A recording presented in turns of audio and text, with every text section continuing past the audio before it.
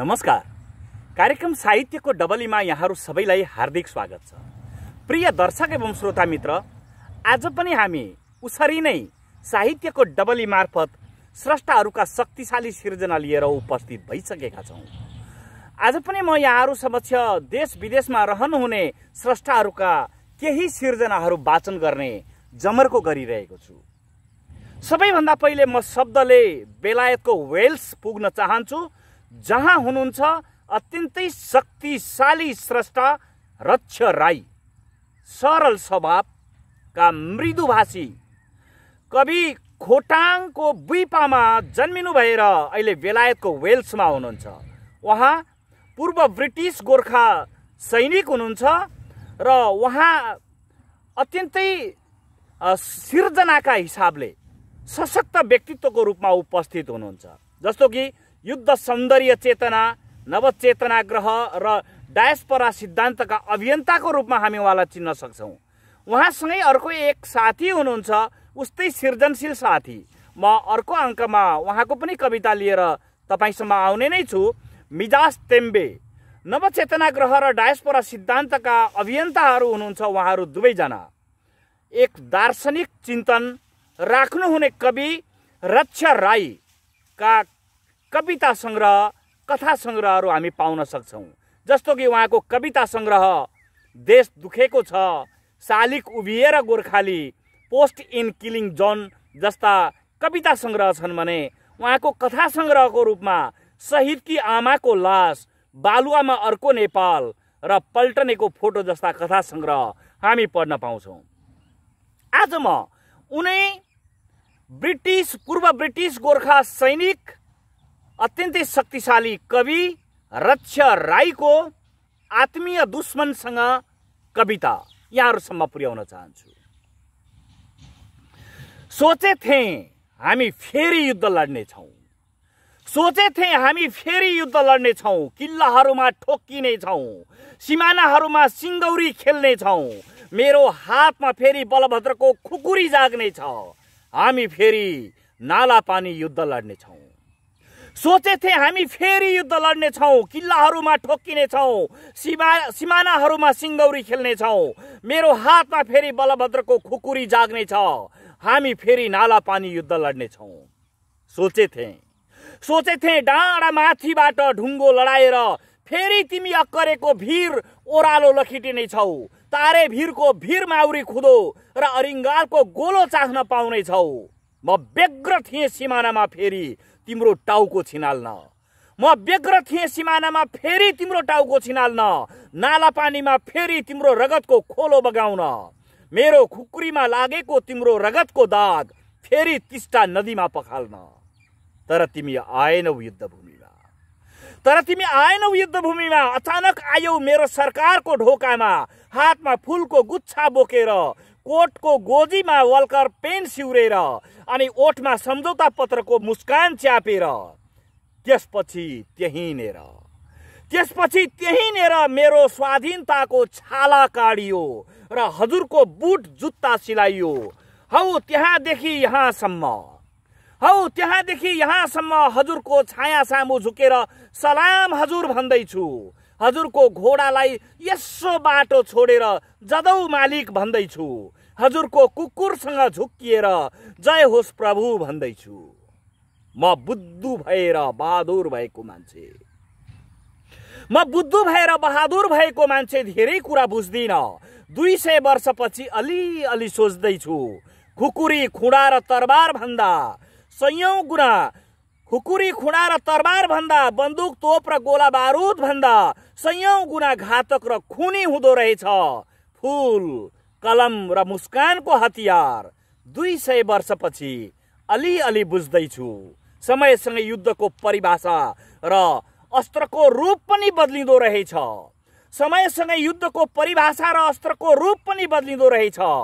र दुश्मनको अनुहार मित्र र मित्रको अनुहार दुश्मन बन्दो रहेछ। दुश्मनको अनुहार मित्र र मित्रको अनुहार दुश्मन बन्दो रहेछ। हजुर प्रिय दर्शक एवं श्रोता मित्र, मैले यहाँहरूसम्म पुर्याएँ कवि रक्ष राई साहित्यकार रक्ष राईको यो कविता आत्मीय दुश्मनसँग। म फर्किएर विराटनगर आएको छु शब्दले। त्यहाँ हुनुहुन्छ एक भ्रष्टाचार विरोधी अभियानका सशक्त अभियन्ता। तपाईले उहाँलाई चिनिसक्नुभयो, प्रेम प्रसाद सञ्जेल। भ्रष्टाचार विरुद्ध जेल ज्यान र जागिर माथि हिँडौँ, बात हात र लात चलाऊ उहाँको सिद्धान्त हो। म उहाँको धने लाटो भयो कविता यहाँहरूसम्म पुर्याउन चाहन्छु।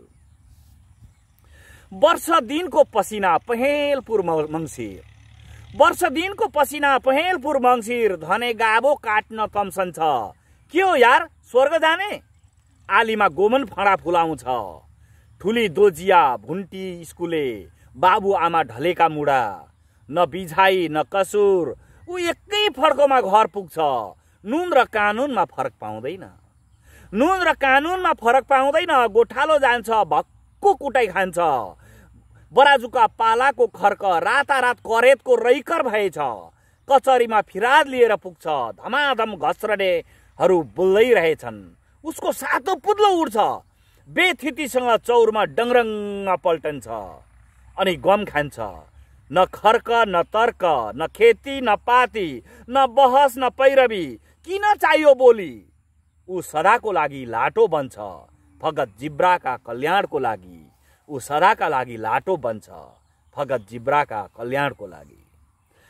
हजुर, यसरी मैले दाजु प्रेम प्रसाद सञ्जेल जो भ्रष्टाचार विरोधी अभियानका अभियन्ता हुनुहुन्छ, उहाँको धने लाटो भयो यहाँहरूसम्म पुर्याएँ। म यति बेला शब्दले काठमाडौँमा छु। काठमाडौँमा धादिङबाट आउनुभएका, जो अहिले काठमाडौँमा बसोबास गरिरहनुभएका डाक्टर हरिप्रसाद सिलवाल हुनुहुन्छ। स्रष्टा हरिप्रसाद सिलवाल सरस रत्न राज्य लक्ष्मी क्याम्पसमा प्राध्यापन गर्नुहुन्छ र उहाँ त्यही सहायक क्याम्पस प्रमुखको जिम्मेवारीमा समेत हुनुहुन्छ। नेपालीमा विद्यावारिधि गर्नुभएका सिलवालले प्रशस्त पुस्तकहरू प्रकाशन गर्नुभएको छ र उहाँ साहित्यका धेरैजसो विधाहरूमा आफ्नो कलम चलाउने गर्नुहुन्छ। म उहाँको एउटा कविता यहाँहरूसम्म पुर्याउन चाहन्छु।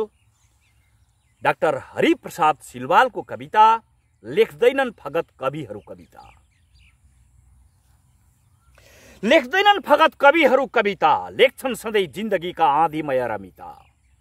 लेख्दैनन् फगत कविहरू कविता, लेख्छन् सधैँ जिन्दगीका आँधीमय रमिता। किन बोक्नुहुन्छ आमाहरू फगत गर्भिला कोखहरू, रहर र डरसँगै 10 महिना आमाको सपना छ। धरतीको माटो चुम्ने महान सपुत जन्माउने।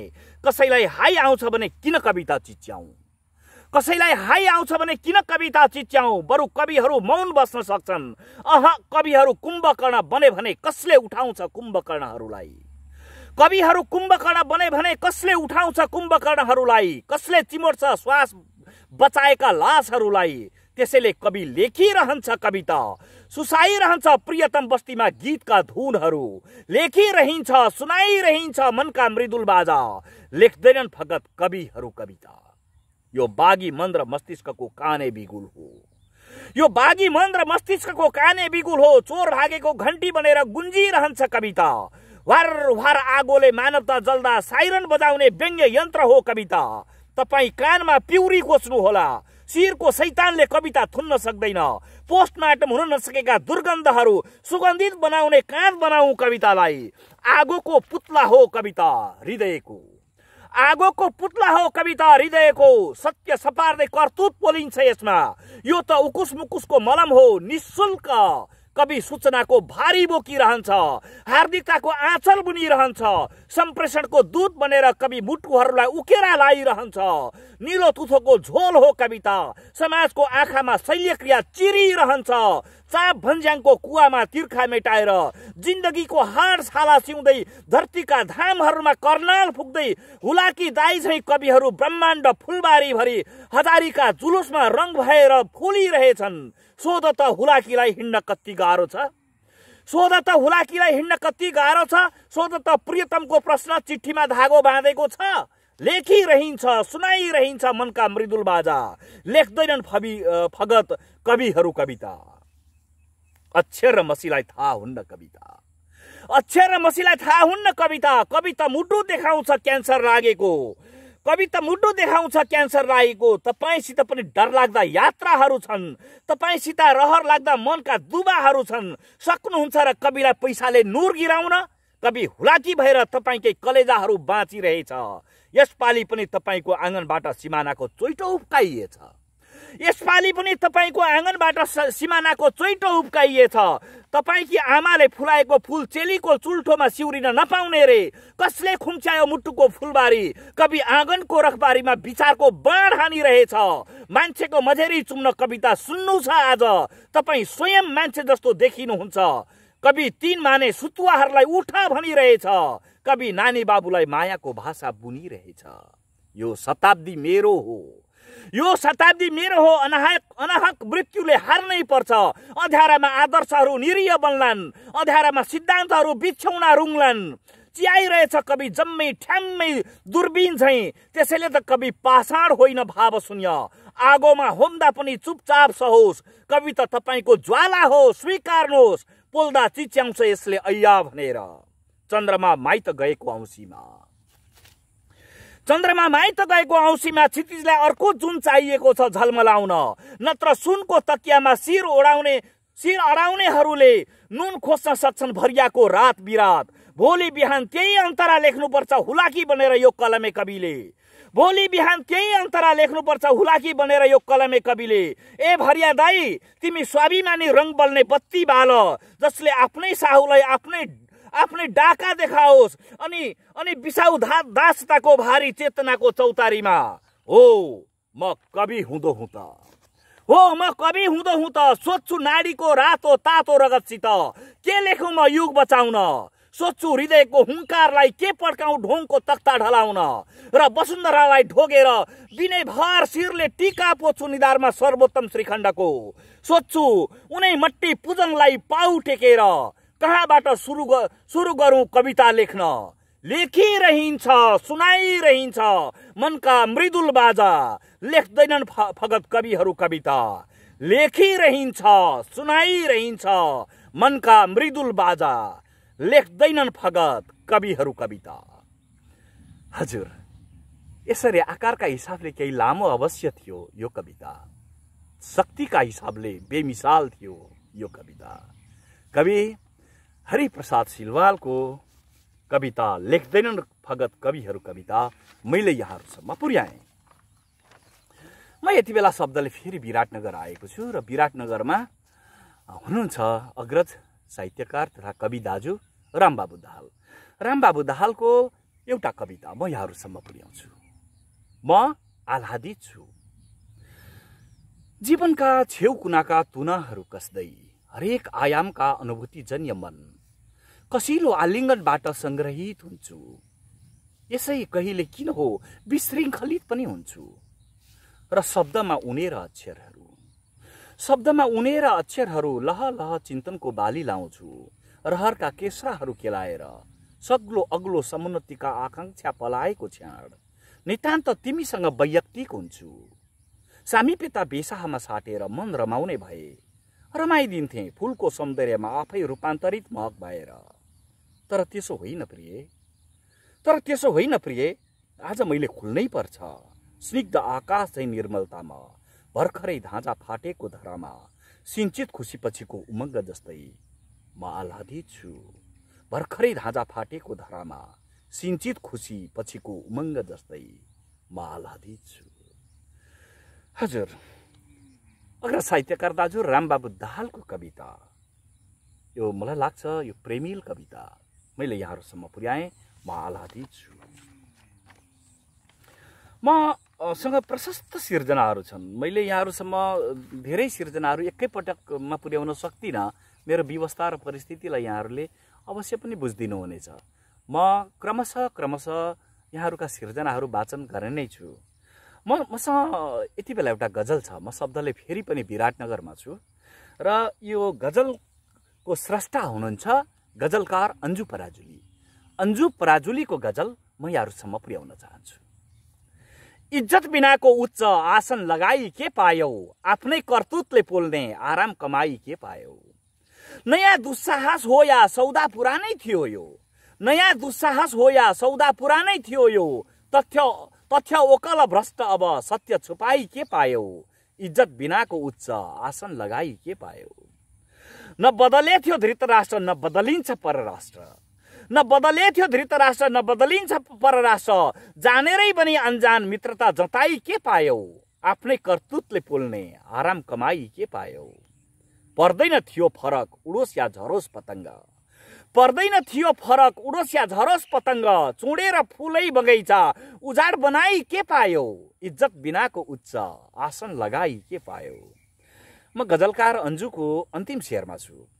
भगवान थिएन त्यो बुझ हैवान बुझ्ने भक्त, भगवान थिएन त्यो बुझ हैवान बुझ्ने भक्त। नतमस्तक झुकाई शिर देश लुटाई के पायो, इज्जत बिनाको उच्च आसन लगाई के पायो। आफ्नै कर्तुतले पोल्ने आराम कमाई के पायो। हजुर, यसरी मलाई लाग्छ यो देशभक्तिपूर्ण धारमा लेखिएको गजल अन्जु पराजुलीको गजल यहाँहरूसम्म पुर्याएँ। मैले अघि नै यहाँहरूसम्म निवेदन गरेँ, मसँग प्रशस्त सिर्जनाहरू छन् र म यहाँहरूका सिर्जनाहरू एकदमै वाचन गर्ने नै छु। यो मेरो एकदमै वचनबद्धता रहेको छ। यहाँहरूसम्म वाचन गरिरहेकै छु, गरिरहने छु। यहाँहरूसम्म यिनै कुराहरू राख्दै आजको कार्यक्रमबाट बिदा हुने बेला भइसकेको छ। प्रिय दर्शक एवं श्रोता मित्र, साहित्यको डबली कार्यक्रम कस्तो भइरहेको छ? तपाईका अमूल्य सुझाव र प्रतिक्रियाहरू सदैव अपेक्षित छन्। कार्यक्रमलाई यहाँहरूले जब म सामाजिक सञ्जालमा पोस्ट गर्छु, लाइक गरेर, कमेन्ट गरेर या सब्सक्राइब गरेर साथ र सहयोग दिनुहुन्छ भन्ने विश्वास राख्दै आजको कार्यक्रमबाट प्रविधिमा साथ दिने नितेश गुरागाई सहित साहित्यको डबली कार्यक्रमको प्रस्तोता तपाईको बर्बरिक भोलिसम्मको लागि ओझेल पर्न चाहन्छौँ। जदौ।